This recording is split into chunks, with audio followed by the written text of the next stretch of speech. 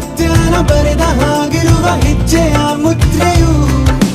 ನಿನ್ನ ನಡೆ ಕಂಡು ಹಿಂದೆ ಬರಬಹುದು ತುಂಗೆಯು ಭದ್ರೆಯು ನಾನು ಶ್ರೀಕೃಷ್ಣ ನೀನೆ ನನ್ನ ಭಾವನೆ ಮೂಡಿದೆ ಪ್ರಿಯ